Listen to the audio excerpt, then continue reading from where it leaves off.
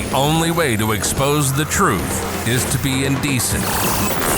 Two men might just be indecent enough to do it.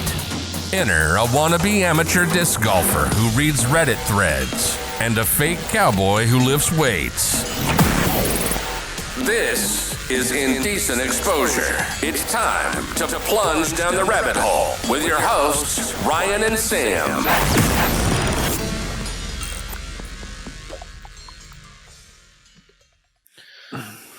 All right, welcome. What's going on, Ryan?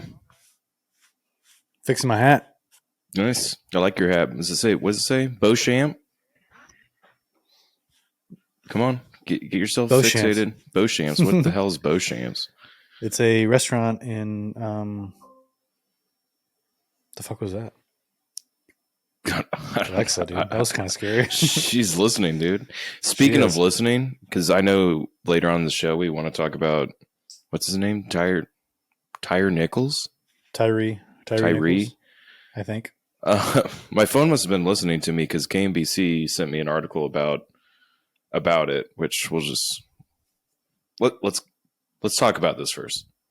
It's January 30th, the day after. About my hat. Oh, okay. Well, what's with this restaurant? Kind of rude. Yeah, that was just plain rude. What's with the hat? Okay, this restaurant. Where's it at? It's a restaurant in Destin, Florida. Oh, where your parents family are restaurant, at, right? Huh? Where your parents live? Yep. Nice. And it's family owned. It's named after their dogs. Nice. Bo and Champ? No, it's like 3 dogs. I can't remember the name of them. Bo, and then Shaw, and then Mips. No. Beauchamps. You're close, but no. It's about 3. It's named after like 3 dogs. With 3 dogs. Really good restaurant. Really good group of sandwiches. Big fan. Yeah. Was it a Richardson hat? I think so. I'm pretty sure it's a Richardson hat. Cool. Shout out Richardson. Best hat in the game. They are. That's why I was asking you yesterday about him, because for Deb's birthday, I bought her a Cricut, which I don't know if you know anything about them, but it's basically a machine that cuts like vinyl, leather. It puts like engravings in wood and stuff. And so I was going to get a couple blank Richardsons and then get our logo on some hats. Oh, hell yeah. Or if we want to sell some merch. People are interested. Yeah. So that might be in the works. Yeah. So this is style 112 FP, and it fits my head absolutely perfect. And I'm pretty sure you and I have the same size noggin. We're kind of small. Our heads are kind of small, like shallow wise. I mean, we're extremely smart. Like our brain is to the brim. So even the lightest impact, we get brain injuries. Well, yeah. I mean, there's multiple times when I played football in high school and I went and hit someone that I would literally lose consciousness. So I definitely have brain damage to a certain degree. You know, well, did you play? I think that explains your speech. My speech impediment is absolutely atrocious, and normally I'd say nutrocious, and Deb loves all the made up words that I use, but yeah, it probably has something to say about my general logic, knowledge, cohesiveness. I don't even know where this sentence is going, but you know, that's where it's at. So I don't know. It's amazing that you function in society. It absolutely is. It's crazy that I even maintain a job, let alone maintain at the same company for over 3 years now. So there's that. I wonder if it's because like they're equal opportunity and they're like, you're right. Right. They're just like, we gotta let. We can't special. Get rid of him. Like, he's special. We got to meet our quota of all the different demographics, and they're like, we got it. He's the one guy we got. Right. It's like, I don't know what the movie name is, but I've only seen the GIF, and he says, "I'm retarded," and he looks in the mirror because he looks normal in the shot, and then he opens up this door that has a mirror, and he's like, has Downs, you know, where he's like this, yeah, and he's like, yeah, and so I feel like that's me in real life, and everyone's just playing me that I'm not special, but I have a wife, so I'm doing something right. Maybe she has Downs too. I don't know. I mean, it's not a laughing matter. I'm sorry. I shouldn't be. Maybe she's. I don't know. Maybe Richard. Yeah. Okay. Anyways, so day after, what happened yesterday? It's pretty cool. Oh yeah, the NFC AFC championships. Yeah. Good job, Eagles. They look pretty. They look pretty good. I think because I was really expecting it to be a closer game. I think if Brock Purdy stays healthy that game, they would have. Tore his UCL. He tore his ACL. UCL. So the like the side. Oh, right here. Yeah. Oh, so is he going to be out like for a year? 6 months. 6 months. Okay. Well, okay. So he'll be back for. It's Tommy John surgery, pretty much is what he's going to get. Oh, that sucks. That might be. I don't want to say a career ender, but like Tommy John usually come back. Guys usually come back pretty well from Tommy John. No, that's good. Well, that's such an uncommon injury for football players. I feel like you never hear that. I mean, obviously you hear it all the time in pitchers and probably field players. Definitely a baseball injury, but right. I guess it can happen. Yeah. It's just such a different throwing motion in baseball and football because baseball you're swinging your arm all the way back, right? There's a table in my way, and then football you're basically using your elbow like that, real short. You have to. You can't be winding all the way up like a baseball player. You're like a second baseman for a quarterback. If that makes sense. Yeah, it's definitely a quicker arm motion, quicker release. That's for true. But those Chiefs, I'm not. Okay, hear me out. Parents are from Chicago, so I'm a Chicago fan.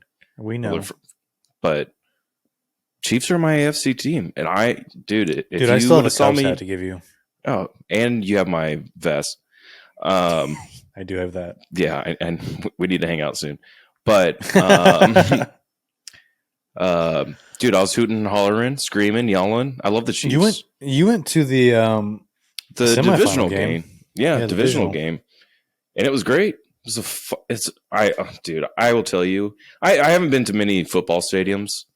I'll be the first to acknowledge that because when football games they're not cheap, but that stadium is absolutely incredible. There's no other experience than leaving Arrowhead and your ears are ringing for the next hour.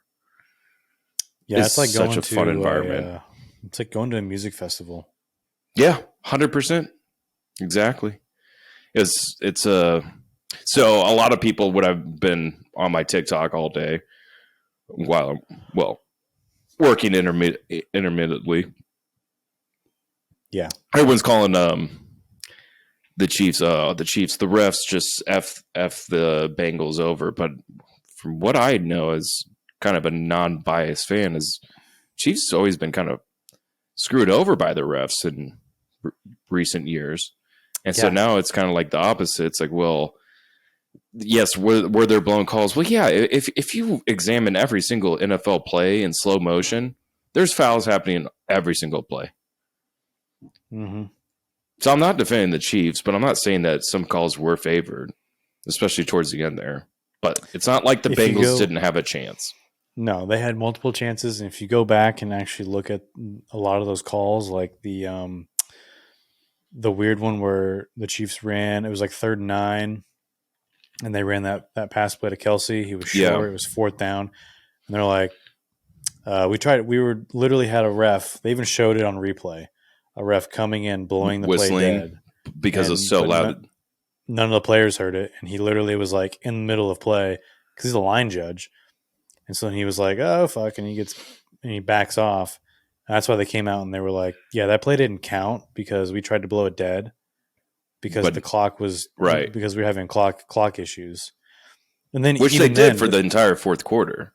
It wasn't just that one instance.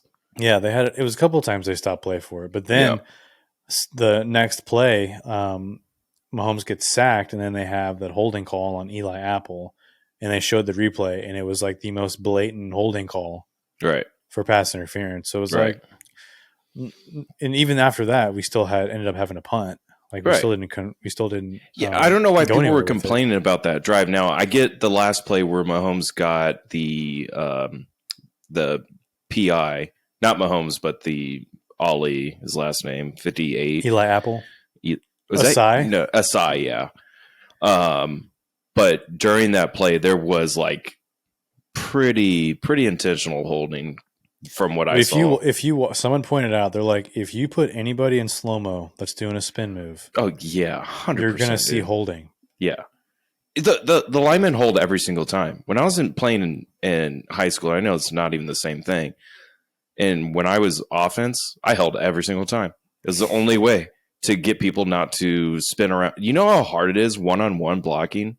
Is very hard unless you are 100 pounds more than people. And tell me, I'm in high school as an 18-year-old, senior year. I'm weighing 170 pounds. I'm 6'3". I am skin and bone. It was like damn near impossible for me to hold back someone that was 50 pounds heavier than me on the defensive line when I was playing tight end.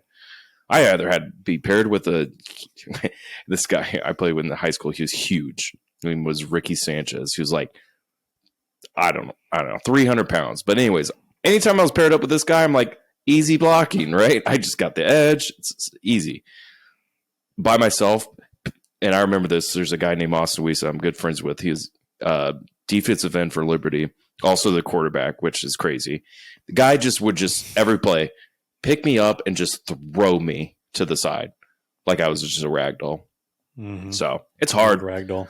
Yeah. But congratulations to the Chiefs. Happy to see them back in the Superb Owl. They got a tough opponent. Tough opponent. Component. They have great components against a very good opponent. They don't have any components. They're all hurt. Yeah, they're all injured and hurt. So it was kind of funny when they were going into the game and they're like, oh, Patrick Mahomes' ankle, and he's going to play next week. I'm like, well, obviously he's going to play. He's not going to miss the Super Bowl. No. But he wasn't going to miss this game either. I think his ankle was 80, 90% going into this game. And secondly, the back spasm things that Travis Kelce was reporting, I think that was totally made up. You think so? I think so, 100%. Just to get into, oh, we got a chance. Their number one receiver is going to be out, basically. So I think. With that being said. I think so. Come on, pull it up. I think they. It's audio. I would if I was a head coach. I'd make up something like that. Would you? Hell yeah!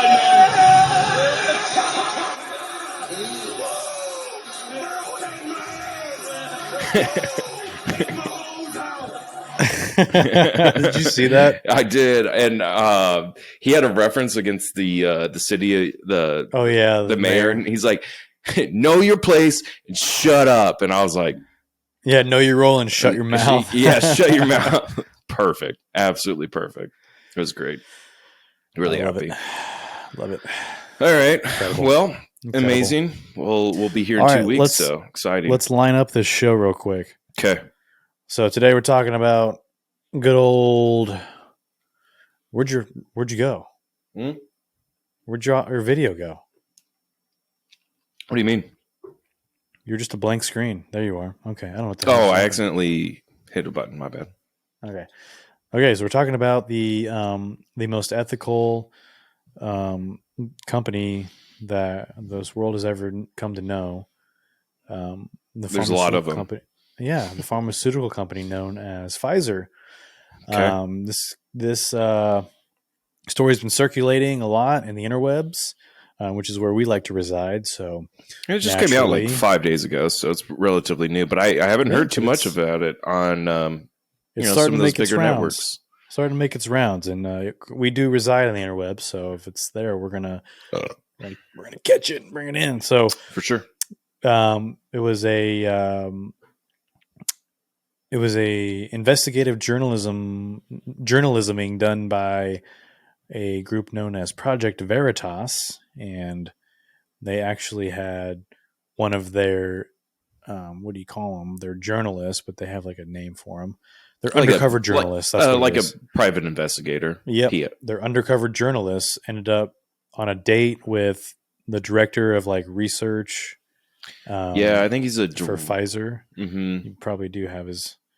He's a Pfizer Director of Research and Development, Strategic Operations - mRNA Scientific Planner. Quite the I see that right here. Title. Look out! I do see that. caught him on hidden camera talking about how they are Pfizer is mutating. They're exploring mutating COVID so they can preemptively develop new vaccines for profit. And then subsequently, James O'Keefe, who's the CEO of Project Veritas, confronted him with it, and this guy freaks out. And we're going to show you the video, and we'll talk about it later. But he freaks out, and he ends up assaulting James O'Keefe and his film crew, and ends up destroying some of their equipment, which to me does not sound like a very reasonable or innocent person. But I digress. Yeah. That is a news story, and it does make you scratch your head a little bit. It does. It's a pretty crazy story, actually. And his reaction is absolutely, you would know if you saw someone react the way that he did, that something's up. And he knows he's kind of like screwed up. Especially when he's talking about, he's like, it's not a good look when you're like, I am a liar. He's like, I'm a liar. Wait, I was on a date. Yeah. Yeah. Oh yeah. He's like, oh, I lie just to impress people all the time. You'll see the video, but it is kind of crazy, and we'll break it down a little bit. But his lie is so specific. Yeah, like he's like regressing like what he said during. He's regretting what he said. Yeah, he's like, fuck that. Yeah, they got me. Mm-hmm. Yep. We also got a story out of Memphis, Tennessee, with a gentleman named, I think, Tyree Nichols. Tyree Nichols, pulled over for a traffic stop, subsequently beaten by 5 police officers in Memphis, and died 3 days later from a result of his injuries. Crazy. Those police officers have been convicted, so... They've been charged. They haven't been convicted. Okay, I'm sorry. You're good. You're right. Thanks You're good, Sam. Sam. They've been charged. Yep. So we're going to talk about those 2 things today. Yeah. Love it. And what's funny is people are like, oh, I thought, isn't this like, is it conspiracy? Like, you guys are conspiracy theorists? It's like, no, we're not conspiracy theorists. Like, we're just people that talk about conspiracies. Conspiracies exist as, like, I think we read the definition, but the definition was like, it was like not truth of a theory. It was con meaning not. Yeah. And then conspiracy by itself means like a group of people with a plan to commit an unlawful act to do harm or something like that. Right. Yeah. It's very interesting, the definition, because I'm sure it's very different depending on where you pull the definition from. I just pull it off Google. Right. And I'm sure Google has its own definition compared to, other sources. And kind of, we're not trying to spark anything. We're just talking about what we see day in, day out. Dude, the show's all commentary. Right. The show's all commentary. That's what podcasting is for, just to talk and get feedback or not. And well, it's, I mean, we're looking at, I mean, this is a pretty big deal. Yeah. And it's not like we're not making up. I didn't do anything. Right. I'm just reading stories. We're not Alex Jones out here saying that there's lizards. He saw them with his own eyes and whatever. Now, if someone makes those statements, we're going to go research them and talk about them. And that's it. Yeah. We're indecent exposure. We're indecently exposing the truth. Doesn't mean we're taking a side. Right. Sometimes we might because the evidence is compelling enough. Right. But it's funny when I first looked up our name on YouTube, how hard it was to find through all the actual indecent exposure news stories of some people exposing some weirdos. Yeah, that's us, man. Didn't think about that when we were making up our name, but you know what? It's fine. I did. Oh, you're like, this is gonna have hits. It's a pun, dude. It's a play on words. Oh, I know. You did a good job. Thanks, man. Appreciate it.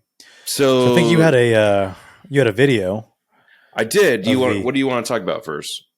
I think we can. You want to just we can talk. Let's do the Pfizer thing. Well, let's talk Pfizer, and we'll end with the brutal beating of a black man. Yeah. Okay. So this, excuse me, 10-minute long video. I don't know if we'll play all of it, but it's, I think if you watch it, then you'll kind of know. So this isn't, again, it's not a conspiracy. This is someone that set up a camera to record someone during a date.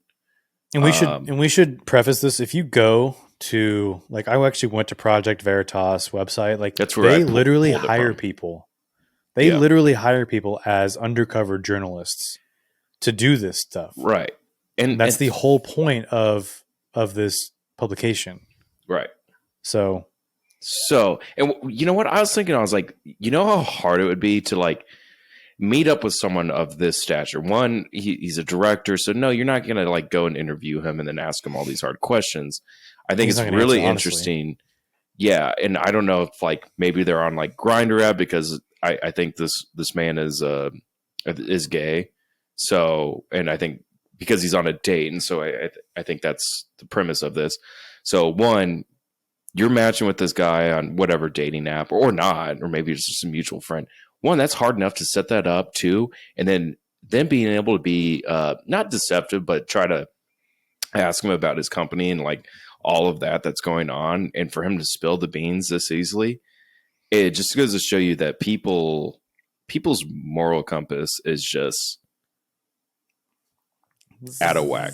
It's just crazy. So here's the story. Let me share it. Let me know if you can hear if you can't hear the audio.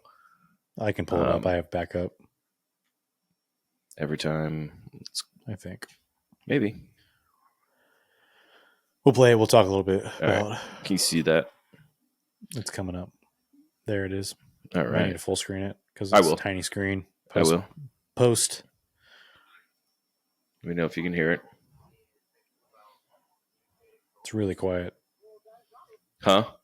It's really quiet. I don't know if it's not playing on mine. Oh, here. I can probably turn it all the way up. Here. This might help.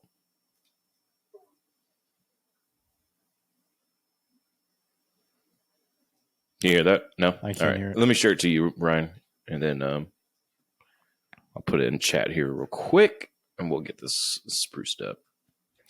Spruce it up. Old Sunny Boy. Yeah, I like to try to make a new name every time I log into Riverside here. Keep things interesting. All right. If you scroll about like halfway down, you'll be able to find the full video there. Yeah.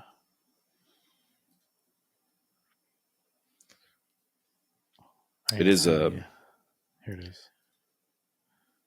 There we go. Beautiful. Ready? Yep. Is thinking about mutating COVID.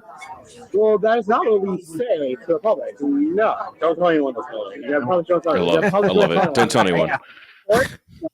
Virus is mutating. Yeah. Well, one of the things we're exploring is like, why don't we just mutate ourselves so we can create undoubtedly develop new vaccines, right?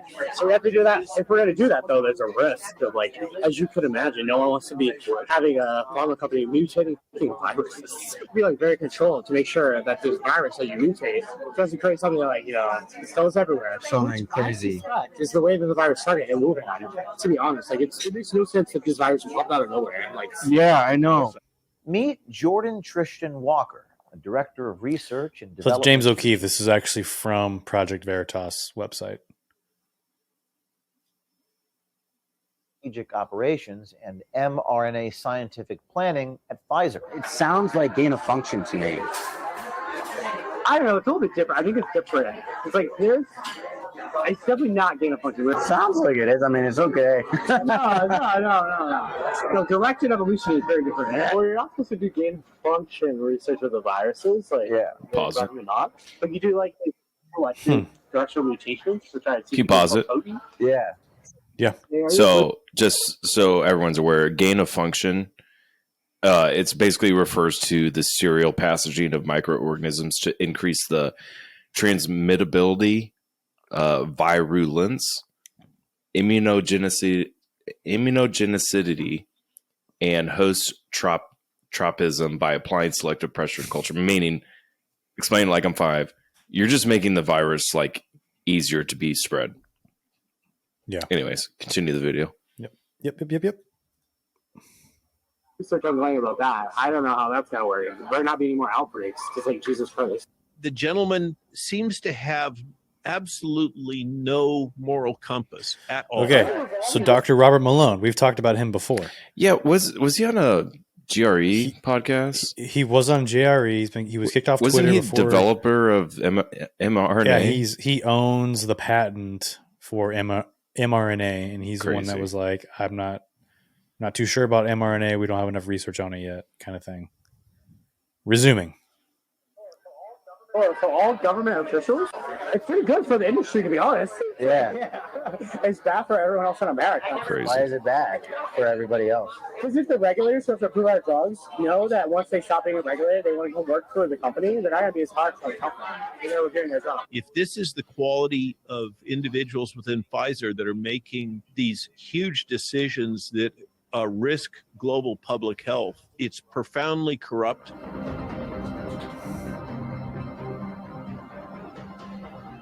What is Pfizer doing, I guess, to optimize, the vaccines now? Oh, we actually had a meeting about that today, so there's a lot. Really? They're doing I'm gonna I don't pause know again. if I can say this. Yeah. Sorry. Is it too loud? No, it's fine. It's perfectly fine. Which it would probably be once this is on YouTube, probably be easier to see because the quality or the audio quality is not like superb or anything, and the captions really help kind of depict what he's saying. Anyways, so I work in this industry. I'm not with a pharmaceutical company, but we basically assist pharmaceutical companies. So I hope this doesn't come back to haunt me or anything. But I think I'm not even gonna say who our clients are, but basically what happens when a drug goes years and years under research, you compact all the information and present it to the FDA. FDA takes about, typically on the short end, and this is like usually emergency, kind of like COVID-19 was, 6 months to 18 months to approve a drug. 18 months on the long end. This is 18 months be considering like a very complex drug, something probably that would usually deal with cancer. They get reviewed by regulatory body, which people basically write the rules of the trial. So these people have probably been in pharmaceuticals for a very long time, probably at least 10, 15 years before they actually are able to go and have a job as someone that goes and passes and gets FDA approval of a drug.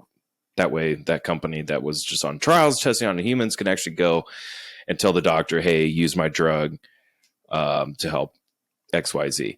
I would say 98% of companies, pharmaceutical companies, are doing amazing things and solving cancer, helping cancer, and not even cancer, just vaccines, like everything that's pushed out by a doctor. It's the 1% of companies like Purdue Pharma that was big on the Oxycontin in the early 2000s, got everyone addicted to opioids. And now we're kind of hearing about Pfizer, which I'm not surprised because 3 of the largest pharmaceutical companies control the vast amount of the drugs that are pushed out there. So what happens a lot of the time is when those regulatory bodies, when they go and work for the FDA, they'll actually go, if they're tired of working with the FDA, which they have great benefits, one of the reasons why, they'll go and work for one of these companies.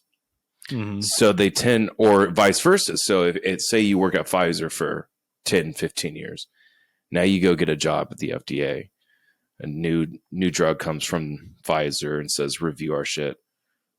He or she's going to be really biased about passing that drug. It may have some incentives too. So just one of the pieces of the corporate pharmaceuticals, it's not all about like the pharmaceutical industry that's bad. There's regulators in the government that are linked and pieced to it. It's crazy. A little corrupt. Oh yeah. When I was a recruiter for some of these smaller biotechs, you could see their resumes and you could see that they worked at either a small, medium, or large biotech. preferably a medium to large one. And then if they go work for the FDA, it's basically like money guaranteed for that pharma company. Typically, not a lot of drugs that get submitted to the FDA get dismissed, and if they do, there's probably some insider, trading on that. So, anyways, play the video. My bad. Behind the scenes, like, deals. hey, we're not going to let's say like Moderna, we're not going to let Moderna pass this vaccine because Pfizer's already got a deal for a COVID vaccine. Right. Which Moderna was a medium-sized company, about 2,000 employees. Only reason I know this, I used to recruit for Moderna as a clinical research recruiter. Not surprised that Johnson & Johnson got their deal, their spiel in with that. But all I'll say about the vaccine, not enough research. I was very skeptical to get the shot. I did get it. So I'm not like preaching to any like crowd or anything. I still got it because there was enough participants. Essentially, we don't know the long-term effects of this vaccine, so we'll find out in probably about 3 or 4 years, long-term wise. It'll be interesting. Can't wait. I'm excited. Me either. Find out. All right. Anyways, here we go. Continuing. Our undercover journalist asked Walker how Pfizer is handling the fact that their COVID vaccines are ineffective against virus variants. What he said is disturbing. Listen to this. We're exploring, like, now, how the virus keeps mutating? Yeah. Well, one of the things we're exploring is, like, why don't we just mutate it ourselves so we can create undoubtedly develop new vaccines, right? So we have to do that. If we're going to do that, though, there's a risk of, like, as you could imagine, no one wants to be having a pharma company mutating viruses. Yeah. So, so we want to do that. Which, hold on. So that's, like, one of the things we're considering. Okay. Sorry. I don't think that's necessarily a bad thing, and hear me out. If they want to get ahead of creating vaccines for manipulations of viruses, I think that's fine. My question is, how the fuck are you going to know how the virus manipulates? There's no way, right? Like if I have a child with my wife and my child has some genetic mutation of whatever, because nature said, Sam, your genes just wanted to pass along this trait. You're not going to know unless you I don't know the science. If you can manipulate proteins to basically say this child's going to have bigger thumbs than Sam, just for an example, stupid example, but I'm just saying thumbs. I would disagree because when you make a vaccine, you're not making a vaccine for something new, right? Well, you're not making a vaccine preemptively because the whole point of having the vaccine is because an illness happened, right? Or a disease process happened. I'm trying to think of the one we eradicated. Polio. You didn't preemptively make vaccines for polio. But what if there's a variant of polio? Well, I don't know if there is because polio didn't have a chance to mutate. Because we eradicated it. The whole point of vaccines is to eradicate diseases. Yeah, because we become immune to it and they can't do anything. But when you preemptively when you preemptively are making vaccines, then you're allowing the virus to mutate. That's why we had so many variants come out. So great point, because then it's like, well, then why are we? Which he said, it's fucked up that we're even trying to mutate. Well, why? Just so you can make more money? Well, why? 100%. I mean, that kind of leads you down the path of what would be the reason for preemptively making vaccines? To make more money. To make more money because they're already ready to go. But then, like, let's say you have so if they're going to be mutating it, like, what's to stop the virus from mutating on its own? Like a variant from a variant. Now your vaccine doesn't work for that variant because it's mutated and you weren't, you know what I mean? Right. So then we're just going to keep giving ourselves these different vaccines. It's like the flu vaccine is like, how many like strains of flu does it? A ton. Usually like 15 to 17 every year. Yeah, and how effective is it? It's like 40% effective. Yeah, there's usually the vaccine covers like 3 to 4 per year. Yeah, because so probably less than 40%. Yeah, it's just a shot in the dark every time. Yeah, it's not a bad thing to go and get. I mean, it's not going to harm you for getting it. But I haven't taken a flu vaccine since I was required to in college. I think when I first went to college, you were required to get a flu shot in college. I think before I went to Mizzou, yeah, I had to get a flu shot. I think. I don't know. I knew I had to get like a tetanus. Like there's like 3 or 4 shots I had to get. Well, yeah, you got to get to like your MMR, Tdap, all that. Right? Crap. Yeah, that sort of stuff. That's pretty standard, which is fine. Because those vaccinations actually are they eradicated MMR those diseases, and people saying that they stopped vaccines cause autism. Like just no, please. we've debunked that. Yeah, please unlive and go ahead and I'm kidding. Don't do that. But please, just do something smart. Pulled. No, I didn't mean it. I mean it. Halfway through the episode, we're getting pulled. Awesome. No. We're fine. We're fine. No, just don't be an idiot. Like, do research. The guy that produced that article about autism was stripped of his medical license. Yeah, because he ended up being like, "All right, you caught me." Yeah, I made it. Right. He wanted to get that. He was chasing that clout. He's doing it for the gram, essentially. I'm sorry about that comment. Don't ever. It's not worth it. Yeah. Anyways, I feel like now, you know what you need to do right now is you need to go pull up the.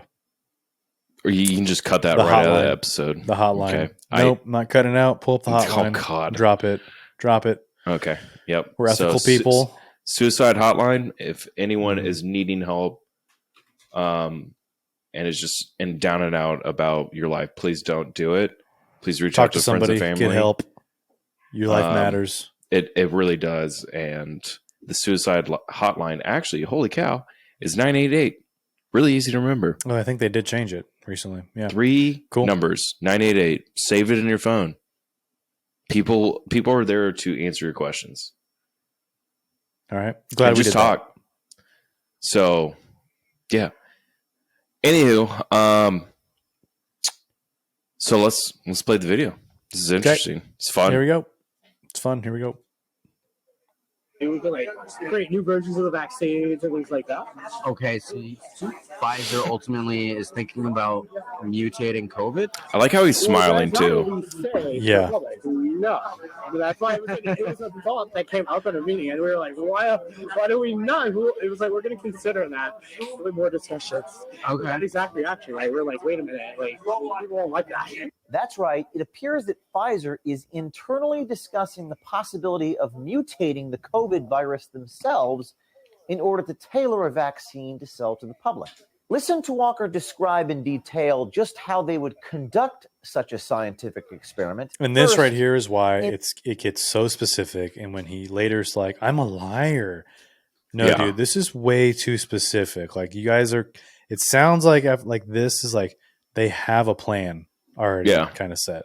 What's this guy's name again? I'm going to look him on LinkedIn. It's Jordan Tristan Walker. Okay. The way that we're thinking about it, don't tell anyone this going. You gotta promise you won't tell anyone. You gotta promise you won't tell anyone. Okay? Fist bump. Okay, so the way it would work is like we put them in the virus in these monkeys. Okay. And then we successively cause them to keep infecting each other. And we collect serial samples from them, and then the ones that are more infectious, like the virus, we'll put them in another monkey and just constantly actively mutate it. That's one way. Okay. Or you can even do directed simulation, which we tend not to prefer. And then you just sample what the different proteins on the surface of the virus look like over time. Okay. So then you can see the mutation, and you can kind of force it to mutate in a certain way you want. Okay. But you have to be very controlled to make sure that this virus that you mutate doesn't create something that it goes everywhere. Something crazy. Is the way that the virus started and moving on. To be honest, it makes no sense that this virus popped out of nowhere. Yeah, I know. COVID virus experimentation on live monkeys? This is unethical, to say the least, and Walker describes those experiments as if they are ongoing and not simply a hypothetical discussion. So, I mean, when is Pfizer going to implement the mutation of all these viruses? I don't know. It depends on how the experiments work out. Because this is just like something that's dying, right? It sounds like gain of function to me. I don't know. It's a little bit different. I think it's different. It's like there's. It's definitely not gain of function. Sounds like it is. I mean, it's okay. No. No, directed evolution is very different. Direct evolution? Directed evolution. Directed evolution, okay. Well, so, I mean, is that what it is? Maybe. I don't know. Well, you're not supposed to do gain function research of the viruses. Like, Yeah. They recommend not. But you do like these like selected directional mutations to try to see if you can make more potent. Yeah. So there is research ongoing about that. I don't know how that's going to work. There better not be any more outbreaks. It's like Jesus Christ. True. So, Yeah. tell me more, like, what's developing with the whole, virus mutation process? What's he drinking? Well, there's some kind Was he Okay. drinking? I think so. Go Margarita? back a second. I think I missed it.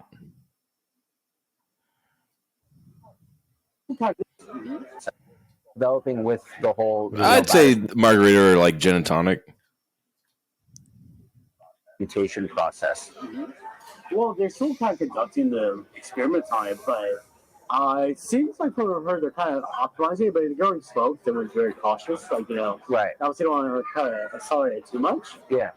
But I think they're also just trying to do it as an exploratory thing because you obviously don't want to advertise that you're trying to figure out future mutations. Way. So, did the whole virus mutation thing come from your executive, Sarah? No, that came from we have chief scientific officers in the other divisions. In a subsequent meeting, our undercover journalist asked if this type of gain-of-function research is already being studied at Pfizer. But no, as long as it's called directed evolution, Pfizer's in the clear. What's the goal for Pfizer of doing that? So part of what they want to do is to try to figure out, to some extent, there's all these new strains of variants that just pop up. Why don't we try to catch them before they pop up in nature, and we can develop a vaccine prophylactic for new variants. Yeah. So that's why they're thinking if you do it control in the lab, then you say, oh, this is an epitope. And so then if it comes out later on, in the public, you already have a vaccine kind of working on it. Oh my God, that's perfect. Mhm. Isn't that the best business model though?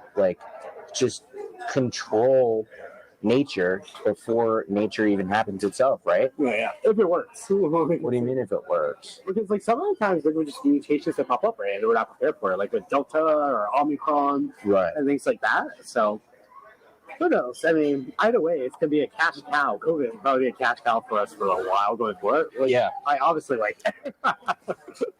Well, I think the whole, research of the viruses and mutating it, would be the ultimate, cash cow. Yeah, it'd be perfect. Now, you would think that creating viruses to sell the vaccine would be illegal. But no. Interesting. The pharmaceutical industry, as Well, Walker it is. puts it, is, quote, a revolving door for all government This is what I was talking about earlier. A revolving door for all government officials. Wow. Yeah, for any industry though. So in the pharma industry, all the government officials who review our drugs, eventually come work for pharma companies. The military, all the army and defense, government officials eventually go work for the defense companies afterwards. How do you feel about that revolving door? It's pretty good for the industry, to be honest. Yeah. It's bad for everyone else in America. Why is it bad for everybody else? Because if the regulators who have to approve our drugs know that once they stop being regulated, they want to go work for the company, they're not going to be as hard for the company. They're doing their job. Right. We talked to Dr. Robert Malone, physician, scientist, and author, to get his take on the comments made by Jordan Walker. You're gaining function. You're creating a new function in virus 1 by adding elements from virus 2, infecting one monkey and then another monkey. That's called serial passage. That appears to have been one of the technologies deployed in the Wuhan Institute of Virology with the humanized mouse strains that I believe were obtained from EcoHealth Alliance. That's an example of directed evolution. The gentleman has absolutely no moral compass at all about what he's doing. The hubris and arrogance and immaturity. If this is the quality of individuals within Pfizer that are making these huge decisions that risk global public health with such a casual disregard for the human toll. It's profoundly corrupt in terms of would it be feasible for Pfizer to circumvent international or national law? I think that is undeniable. And the gentleman in your investigative work has clearly indicated that Pfizer believes that it has successfully captured the regulatory apparatus of the United States government and presumably worldwide. Pfizer has completed regulatory capture, is quite proud of it. With governments turning a blind eye and Pfizer hiding information from the public, this is an ongoing story. Be brave.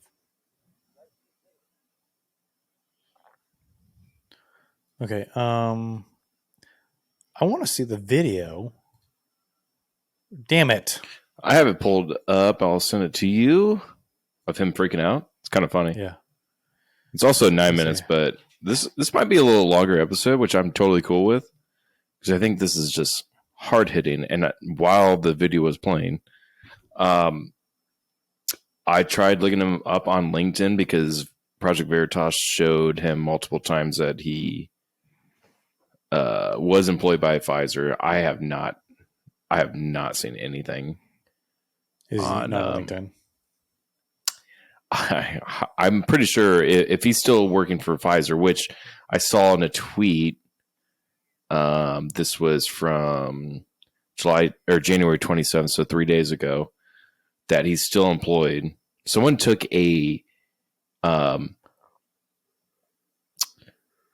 picture of his team's status. Oh my! Which, if you know anything about teams, you can see that people are. I'm sure he's meeting with some execs right now. Anywho, go ahead and play that video because I think that's pretty cool. He said, "I think it's pretty cool." I think it's hilarious how he reacts to this whole thing. So do I.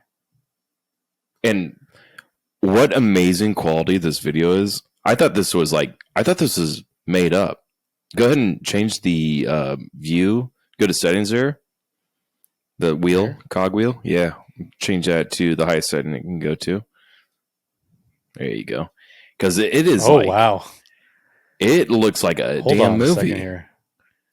It looks so clean. I want to see something here. Wow. That's incredible. Okay. Yeah, here we go. Looks like a movie.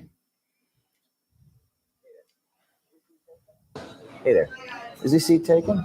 You work for Pfizer. My question for you is, why does Pfizer want to hide from the public the fact that they're mutating the COVID viruses? Is this real life? I'm literally a liar. I was trying to impress a person on a date by lying. This is absurd. Please don't touch me. Well, this is not. By the way, don't tell anybody. Someone who's just working in a company to literally help the public.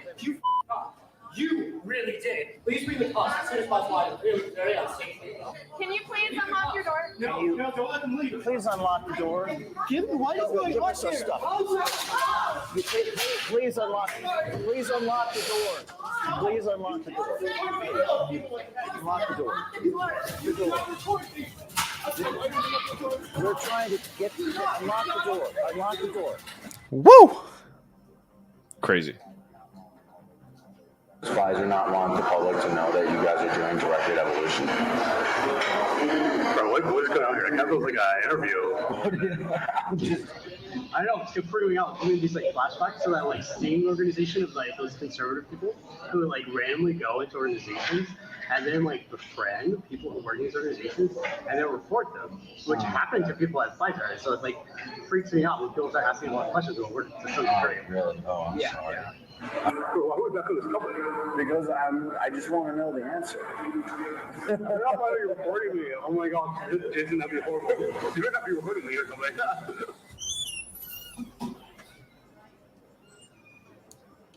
Hey there. Is this seat taken? He's like, what the fuck are you doing? Pfizer. My question for you is, why does Pfizer want to hide from the public the fact that they're mutating the COVID viruses? Is this real life? What is happening here? Why? What is going on here? This is absurd. Why does Pfizer want to hide from the public that they're mutating the COVID virus. Oh my God. You're on video. Mutating the COVID virus. Here. I need to call the police right now. This is. Can I know this is virus, or I don't know what's going on. I don't know what's going on either. This is ridiculous. So you're on video. I'm a journalist. Bro, first of all, I'm literally a liar. He's on video. Whoa. You're saying we're exploring how the virus keeps mutating. Yes, one of the things we're exploring is why don't we mutate the virus? I don't know what's happening. But I really need to talk here right now. So please do call the police. Please do call the police. Please do. You can't do this here, guys. Okay. No, you can't do this. You're going to call the police. He's going to call the police for asking him a question. Might as well. Do call the police. What are they going to do? Please do. He's on tape here talking about mutating the COVID virus. Can I talk to you outside about this? Absolutely not. You're not even my likeness on this. What is your name? Because you fucked up. You really did. I'm about to sue you. This is absurd. Please. You had someone mock me as if they're going on a date to record me. You don't even know my position at this. I was trying to impress a person on a date by lying. I was literally trying. Okay. I'm not even a scientist by background. You know, but I came from a consulting firm that does business. This is absurd. Please don't touch me. This is absurd. Please do call the cops. Please do. Why would you call the cops if you have nothing to hide? I'd be laughing too. So he's obviously having one of the most outrageous reactions I've ever seen in the history of Project Veritas. He's threatening to call the police. Okay. He grabbed the microphone. The question is, why is he calling the police? Guys, can you disrespect my father's voice? What? Can I pay their bill? Can I get a check for the bill? Wait, no, do not give me a check. No, don't let them leave. Because I want to know this. Do you want to put me in jail for asking you a question? Yes, sir. What is the intention of calling the police? They have no one's injured right now. We have several witnesses. Can I talk to you, please, about this video? White. I was just saying. Why would you bring race into Oh, this? shit. We have you on tape talking about mutating the COVID virus. No. Okay. May I show you the video? No, I want to call the police. Please don't have to leave. Do we have to leave? Okay. Sorry, I asked a question. No, you cannot just leave. Do you want me to I leave? want the police to come here and see all of you people. Can I ask you about this video? You Please. can tell them about how I was lying to impress Here, a date. just was it true what you said? What is this? No. I literally was on a third date with a guy, and like normal men, What? you lie to impress a date. Mutating viruses? Maybe. Do you not work for Pfizer? Probably not. I thought he was a date. Sir, do you not work for Pfizer? Do you work I was for? a contractor. What the fuck are you Do you currently work for Pfizer? Yes or no? Do you currently work for Pfizer? Yes or no? What are you talking about here? Please, I want the cops to be here. So you don't work for Pfizer? You guys do this. He doesn't want me to leave, ma'am.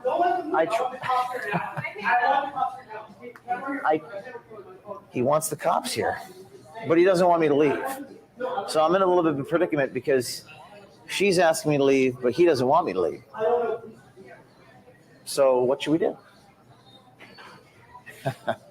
Okay, so these people have just, I was on a date. You're on a video here. These people literally Look, Wait, that's not his phone anymore, is it? This is absurd. Look at this No, video. I literally said that is, what are you talking about? Well, this is not. By the way, Why are you doing don't this? tell anybody. Someone who's just working in a company to literally help the public. Why do you want to hide it from the I don't know who public? you people are, and I couldn't be I'm going to trust the right now. Why do you want to hide it from the public? If you suspect that mutating COVID virus, is this the way the virus started in Wuhan? Why do you think it's okay for Pfizer to do that? We were sitting on a date. He's filming the restaurant owner right now. He's filming her. I don't know why he's filming her. No, don't. Would you like me to leave? Because he won't. He's asking me not to leave, and he's consenting to my presence. Ma'am, are we allowed to just stay and ask a few questions? It's pretty remarkable that they call the police on us every time we show up and ask questions. Every time. You say Pfizer is planning on doing research in the future, then claim that there's an ongoing research about that and that there better not be any more outbreaks. Which is it? Are these experiments happening or not? Calling the police. We can do it right up front. Okay. No, do not leave. Do not leave. Please don't let them leave. What's that? They locked us in. Wow, look at that. Yeah. Do you It's want just to leave or bizarre. not? Man, we locked the door. Ma'am?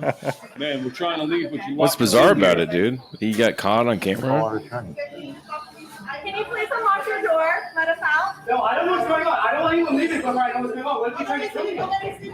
Can you please unlock your door? No, don't let them leave. Can you unlock the door? I say, please, no, don't let them out. Don't let them out. Could you please let us leave, ma'am?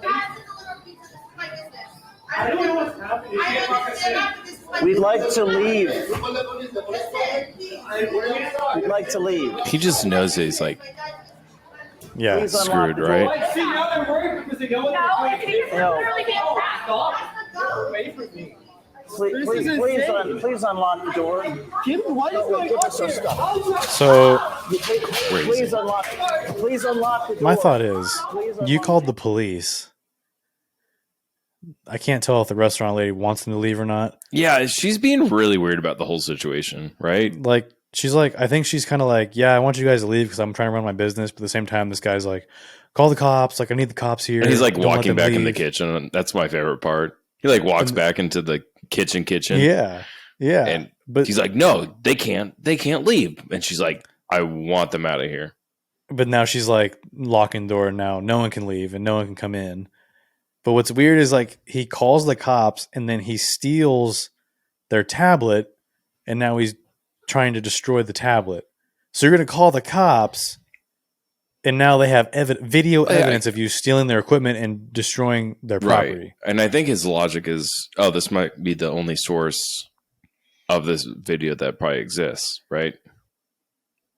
Seems like desperation mode to me. Little be known to him. Yeah. There's probably backups, buddy. What a fucking idiot, dude. Oh, He's the God. executive director.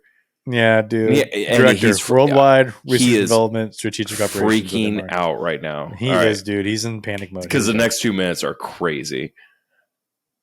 Unlock the door. Unlock the door. Unlock the door. Unlock the door. Unlock the door. Okay, hold on. Also, pause it. Hold Hold on. Okay. Yeah. Okay. I'm pretty sure it's illegal for a business owner, unless someone's like attempting theft or robbery or some sort of crime, to legally like they can't lock the door if someone's wanting to escape. Like, what if a fire breaks out right now? Seems like a fire hazard. That's got to be like at least second-degree murder, right? If something were to happen to everyone inside, including the workers, I mean, sure, there's a back door, I'm sure. But I'm just saying, it just blows my mind that the owner's like, no, everyone's staying inside. Like, it's I wanted crazy. you to leave originally, but now you're all going to stay. Right. All right, say what you need. Can you imagine? Hold on. Can you imagine if, like, after this incident happened, your boss is watching this video of you, and yes, there's no. I can't. you You work for probably the biggest pharmaceutical company, and you're stripping someone's iPad and throwing it on the ground to destroy it. And he still works there from 3 days ago. We don't know what his status is today. I imagine that this man is going to get fired. Like there's no reason that How do you they not? wouldn't. He has to. How do you not? All right. Unlock the door. It's crazy. He's assaulting me. He hit my head. He is. Oh wait. That's not assault. Yeah, no. And he gets a shove. He recovered pretty nicely. It's not a door like that.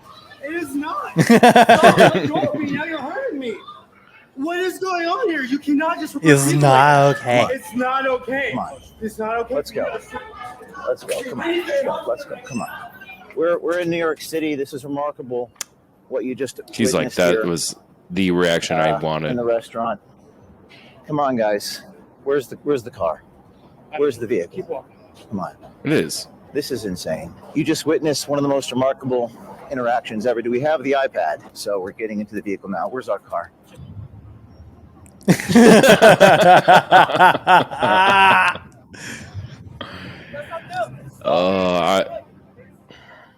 Stand right there. No.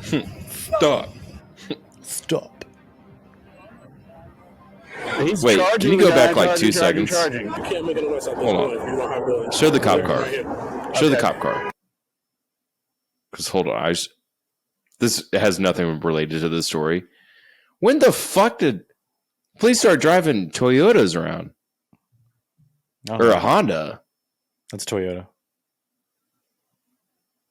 That's definitely Toyota. That's crazy to me. Oh, sorry, I know it's totally like not related to the story, but a Toyota. I'm assuming like a Rav4. I don't know what they drive. But as a police car, that's crazy to me. Is America cars like just that unreliable? They're like, screw this. These forward edges or escapes are just 1 year and that's all we get before the tranny goes out. We're spending way too much money. Let's just buy expensive Toyota and they'll run forever. Probably. Anyways, Go ahead and play this video. Sorry. Got distracted. He's charging the guy, charging. You can't make an arrest at this point if you don't have the victim right here. Okay. If he was here, you'd arrest that guy? If he was here, yes. Oh, then we could just walk away then. Not worry about it. If that's what you guys want to Yeah, that's crazy. Yes. That's crazy that they could have charged him with assault. Yeah. Absolutely. That's such a crazy video. That is such a crazy story. I mean, just the whole story is absolutely amazing to me. I think it is. And he does not like the way the way he describes the experiments, the alleged or like what would you say theoretical experiments that how they would do it is so specific on using the monkeys and then the direct or the simulation. It's like, dude, you're not like, this does not sound like something like, oh, we're tossing around ideas. This is like this is what we're going to do. We're either going to do monkeys, right? Or if that doesn't work, then we're going to do simulation. And he was like, simulation is not really what we prefer. Which they said like testing on animals is unethical. I'll just let you know, every single medicine, they all do it. Vaccine that's ever been put into your body has been tested on animals. In fact, before you can even go to human trial, it goes through animals. Yeah. And it might be sad, and I know it is. And for all the animal lovers out there, I get it, but it's a necessity in order for us to be able to advance in the medical field. Unfortunately, yeah. That being said, this whole reaction, that was not the reaction crazy. Of an innocent man. No. That's someone that got caught. In my opinion, 100%. You got caught dead in your lies. You know, anyone that is ever caught in a lie gets extremely defensive. But I mean, you can be defensive if you think that someone's being caught in a lie. That's fine. But like that shit was over the top offensive or defensive. Yeah, like you're way out of line to not only call the cops for whatever reason. What are the cops going to do? They asked me a question in public, or I guess private business, but the owner could have kicked him out at any time, which looked like she tried to do. But then this guy's like acting like he's the damn boss at this restaurant. Yeah, I'd have been like, dude, you're getting out of here. Right. Get out of my kitchen. Yeah, what are you walking in the back of my kitchen? Like, what are the workers doing? Bro, like, if you're gonna go in my kitchen, if you're gonna go in my kitchen, you're putting an apron on, you're putting some pizza in the oven. Exactly. Right? Roll that dough, bitch. Yeah. Pardon my French, but excuse me. I mean, just the way he acts, and like he tries to use the excuse of oh, I'm a like liar any because I'm normal trying to impress a date. I'm like, no, I didn't. When I was on my first date with Deb, I didn't lie. Maybe my only lie at that point in time was like I didn't smoke, even though I had a pack of cigarettes in my jeans that day. I remember still to this day, and she didn't even care. She loved me for who I was. So you're going to tell me like a potential partner, you're going to lie to them, and then turns out later that they found out you lied. We just did it for the gram. We did it for the clout. No. So you're going to build a relationship on lies? No, dude. Right.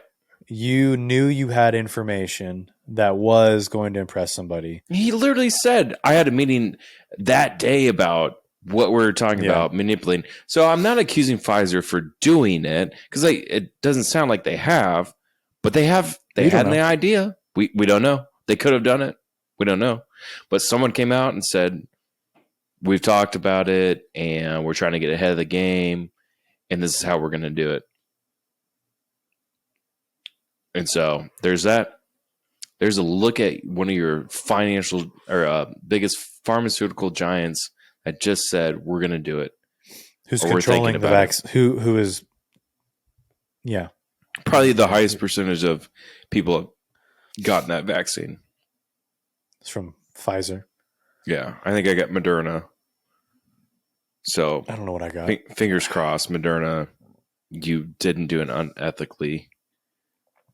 Yeah. Who knows? Mutating viruses. Who knows? And I guess I probably have to go read the abstract from their trials and whatnot. But I still I never read it, and I think people should probably do more research before you start injecting your body with drugs and chemicals and whatnot.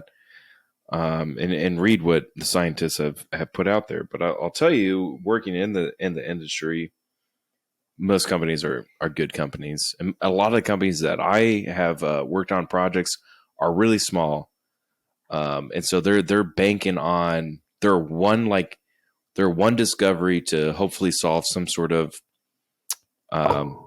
cure to help people. So I really hope for the best of those small to mid-sized companies, it's the big ones that kind of ruins it for others. It's kind of like cops. Same thing, but it's crazy that you hear to transition over, if we're still going to talk about it, how there's just what I always hear is a few bad apples, yet I see videos and videos and videos of cops just using and abusing their power. It's like they're not out to serve and protect. And I'm not gonna vouch. I think there's probably a lot of great cops out there. Mm-hmm. But you see a lot more videos of bad cops than you do of good cops.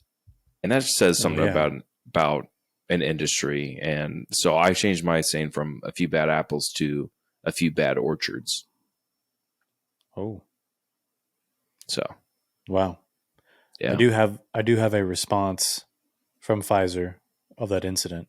Oh, I'd love to hear about it. This is from Pfizer. Okay. And this was released on Friday, January 27th at 8 p.m.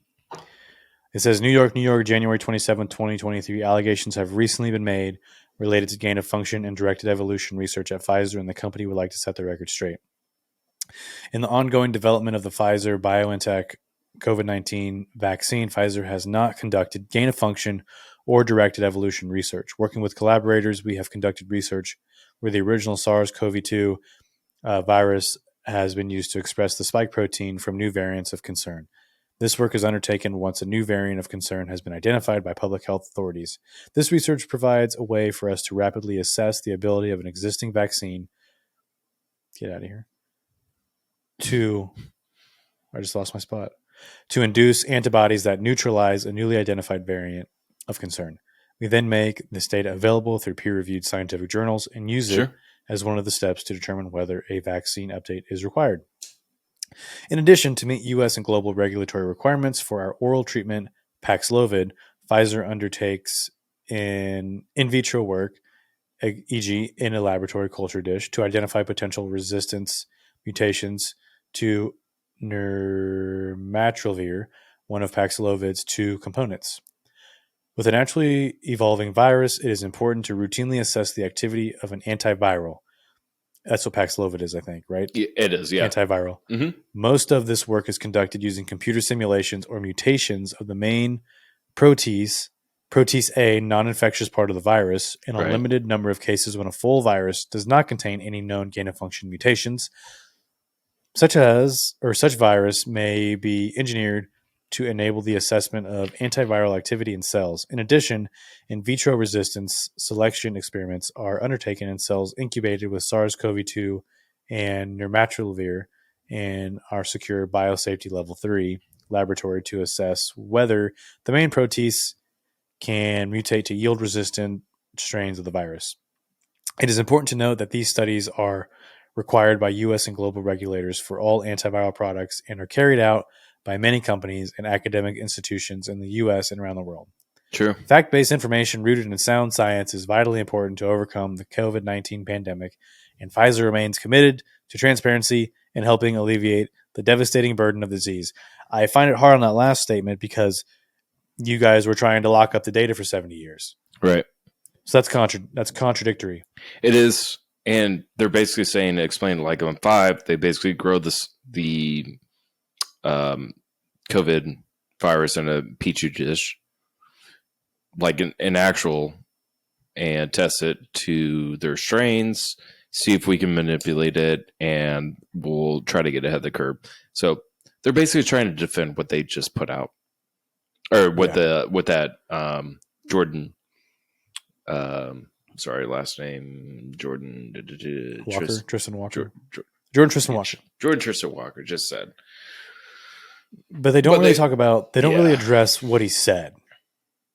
No, not at all. They don't address what he said. They go after the gain of function. They're like, we're not doing gain of function. I mean, it'd be kind of stupid not to try gain of function to a degree, but it just sounds like they're strictly trying to manipulate the virus so they can get ahead of the curve. And they're not admitting it, but they're not saying that we're not doing that. They're leaving it vague. They are. It wasn't a good public statement, in my opinion. It was like, no. Well, we're not going to defend what he said because it's actually true, but he's not wrong. So. But I mean, why would they come out and be like, yeah, we are doing directed evolution. Instead, we're going to try and use all these different ways that we're doing research to try and throw you off of what may be going on.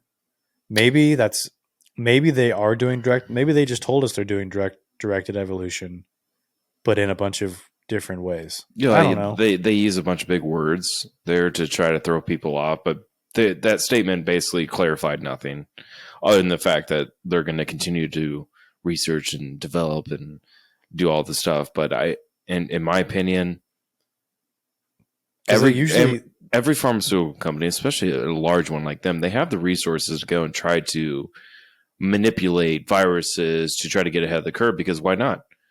If you said that I can figure out the flu next season and you can figure out all new 20 strains of it and you can get ahead of the curve and say, you're not going to have the flu next year if you take our vaccine. As a normal consumer, you wouldn't be like, yeah, let's do it. I hate the flu. Everyone I hate the flu. But they in the statement they do admit to using computer simulation. I don't think there's anything wrong with that though. Right, but I think they're trying to say like they're covering their tracks with they are by saying let's mutate it ourselves because it's probably going to happen, which most viruses do. They're trying to cover their tracks with saran wrap. Exactly. But like you said at the very beginning of this episode, when we first started talking about this, is like polio, why don't we just eradicate this disease and shut it down forever? And that's what they're not trying to do. They're trying to manipulate it so that they can make more money by creating more vaccines and dispersing the different strains out there, versus saying, if everyone just gets a polio vaccine, we won't have this issue anymore. If everyone gets MMR vaccine, we'll see it very few to far none, because MMR is going to be around for a long time. Probably forever. So basically, we shouldn't have pushed that vaccine out. I think so. I said so. One of the first people that I started working with at my company had a PhD in epidemiology. She said, Sam, there's basically two ways we can handle this. One, we let everyone just live their day-to-day life. Everyone gets COVID at some point, and we all gain some sort of immunity from it, right? That makes logical sense. You get it. Mm-hmm. Just like I had strep all the time growing up. I haven't had strep throat in 15 years. Knock on wood. Because I got probably every strain for the first 10 years of my life. Or we can lock everyone down for 2 weeks. No one goes outside. Like I'm talking 1944, 1939. Like no one goes out anymore. Like this is like German. Like no one goes outside. We can't do anything. Just do that for a month, basically. Government comes and gives you food, water, whatever. You just don't go outside. If you do, it's in your own perimeter, whatever. That's it. Because the sun basically kills COVID-19. Right. UV light. Those are your two options. Instead, from March of 2020 till basically 2 years later, we let people travel, go around, eat in restaurants with a mask, and then once you sit down, you take the mask off. Oh, the disease just suddenly just dissipates, like it's just not there anymore. Because you're sitting down, it goes over your head. It doesn't. Right? Yeah. Right. My molecules that I breathe out it just made no logical sense from the beginning, and it only took maybe a month or two before I was like, this whole thing's bullshit. It's absolutely horseshit. Yes, it is killing people. It had an impact on my own grandma's life. I don't know if she died from COVID-19, but it was a factor of it. And she was also 95. She lived a good life. The money, the politics, everything behind it, you just knew something was up. And if you're someone that was sitting there and you're bringing home groceries and you're spraying them off with antibacterial, like all the items, I'm just like, you're not improving your health. You're not accepting, like I grew up not washing my hands and playing outside and getting in dirt and getting diseases, getting sick. And I always knew that my natural immunity was going to be so much better than getting, I guess, pills or vaccines or whatnot. I'm just a strong believer in natural immunity. Well, I mean, there's been studies that showed that natural immunity was better than from the start. Vaccinated. Right. But I just don't understand why in the beginning we were quarantining healthy people. It didn't make any sense. We quarantined the people that weren't at risk. Instead, we should have been quarantining at-risk people and not healthy people. It should have been like, hey, if you're diabetic, if you suffer from obesity, people that were older than like 60, right? Yeah, COPD. If you're in this, if you're over this age, like if you have all these comorbidities, you need to be quarantining until we get this thing under control. Not telling healthy people to stay indoors. Yeah. Because like that didn't make any sense because the whole point of COVID was that that's how it was transmitted, was indoors in close proximity to people.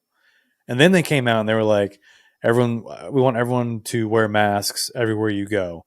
And then it comes out, it's like, okay, well, these surgical and cloth masks, they don't stop the droplets. Yeah, the whole thing was too bullshit small. After 2 years. Yeah, they don't stop transmission. And it's like, why? And even Dr. Fauci said that. They're like, early on, before he was a political figure.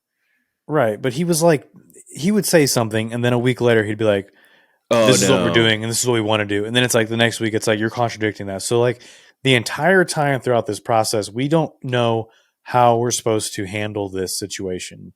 And guess what? No one's ever going to respond to the government ever again about anything like this. No, but especially not from a guy who did the same thing during the AIDS pandemic. When he was the one promoting a treatment that was killing more people than the actual AIDS virus. I didn't know about this. Yeah, dude. Exactly. Weird how you don't hear about that stuff. Yeah. Crazy. Yeah. Like, why is this guy, what cookie jars does he have his hand in that he is still, because he's getting money from somewhere. Right. But yeah, exactly. He's got his hand in the cookie jar. Why is he the one when he's got a history?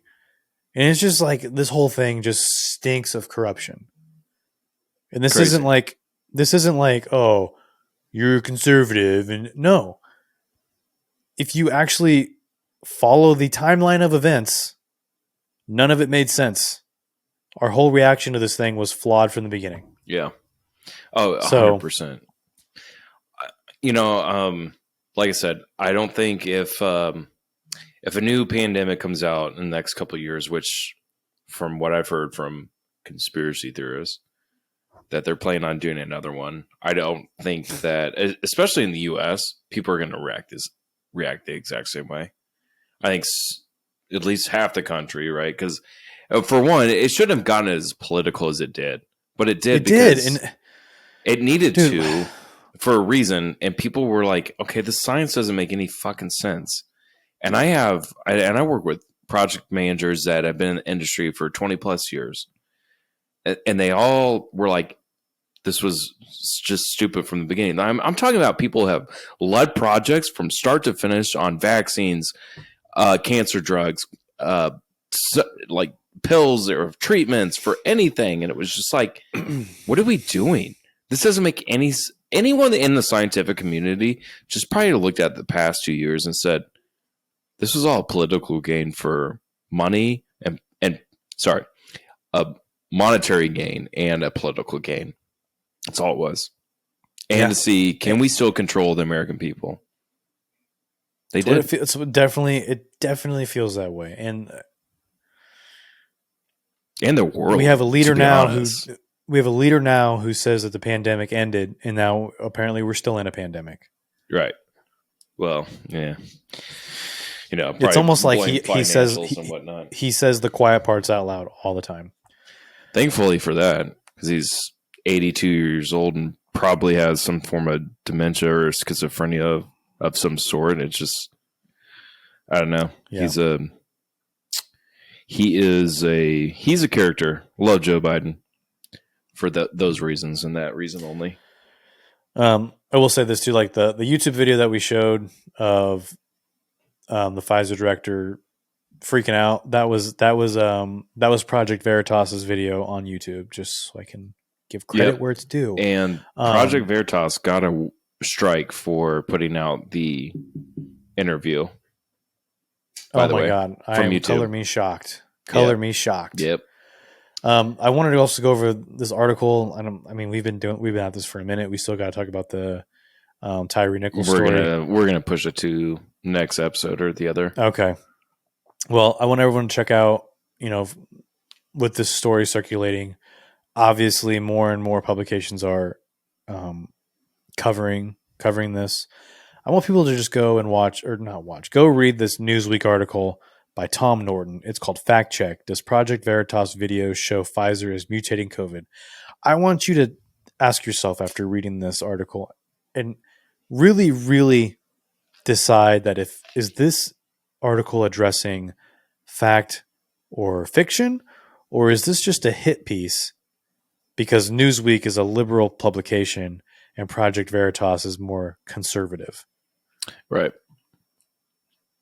Yeah, I'm not going to get into it. Kind of goes towards that, and the Twitter files, which we'll talk about, which is just it kind of, it's like a what they say, the rotating record, like revolving door, sure, whatever, the same synonym. The more conservative you are, or middle, or whatever, that doesn't go that goes with the agenda, the more you're silenced. And so this is why we're doing this podcast, not to stick up for the conservative views, because I will tell you from the start, I'm very middle in the ground, and I don't like either side. I'm not conservative nor liberal. I'm very much in the middle. I fucking hate both sides. I think they're both out to get everyone, in their own ways. And sure, that's fair. Like, to you say. just have a brain and a thought, and just listen, read, do your own research. Just don't look at everything and say, well, that doesn't make any sense. And like I did on Project Veritas here, it's hard to like say that this guy, right? Like, you can't spin it in any different way, because he got caught. It'd be like if someone was cheating on someone, and I go for just not an example, just anything.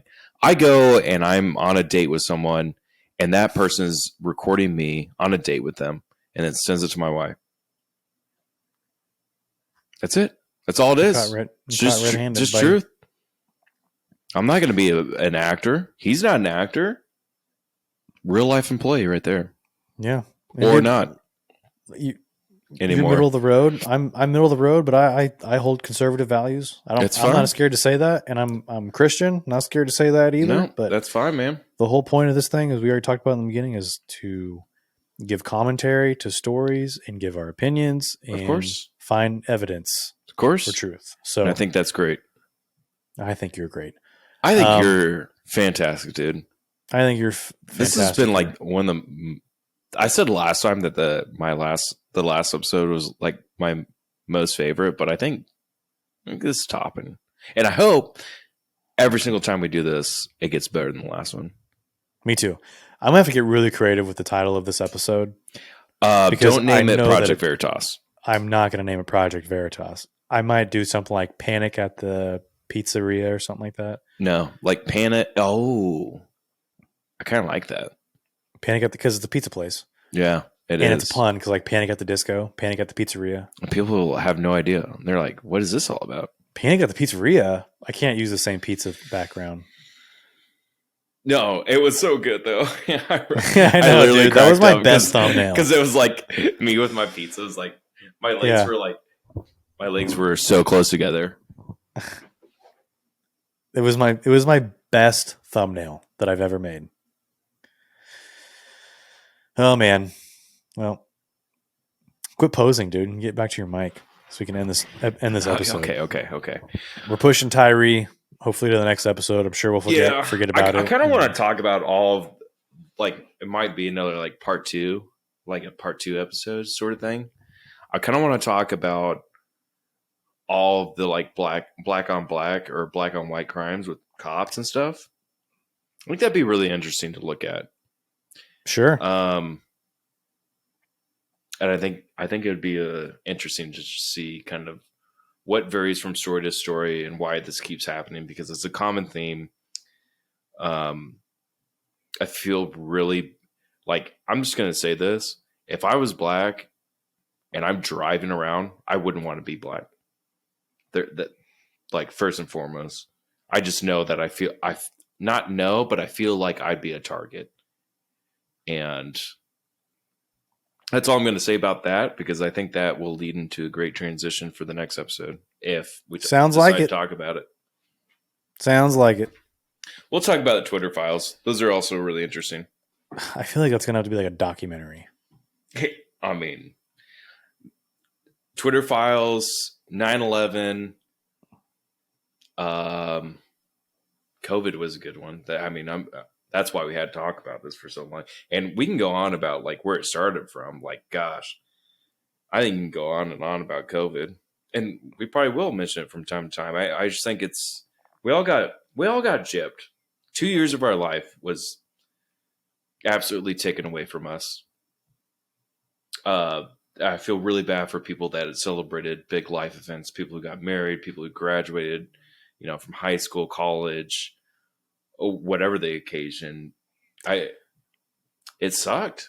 It really sucked. Dude. And I was really fortunate that I was able to, my big life events, I got done before then. But, one benefit about COVID, I will say, is like, I work from home now, and my company has no plans to bring us back. And thank God I work for a company that appreciates that.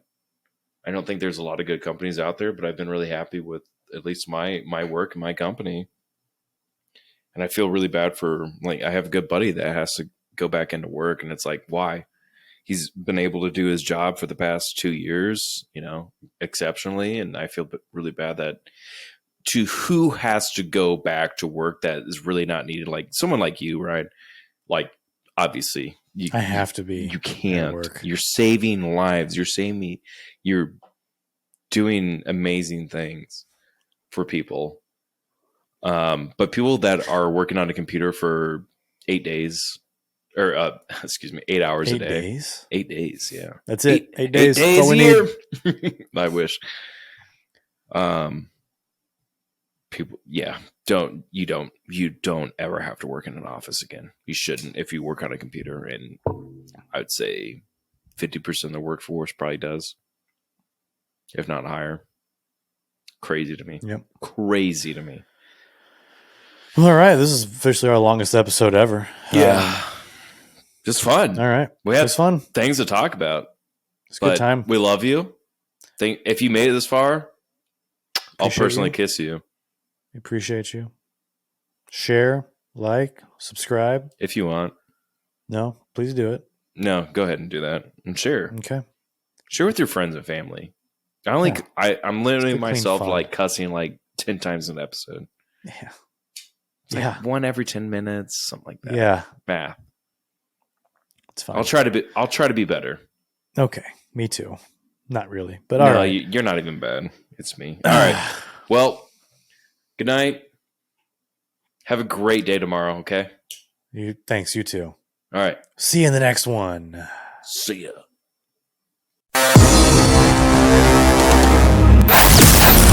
Congratulations, you've made it to the end. You might as well tune in for the next episode of Indecent Exposure. That's all, folks.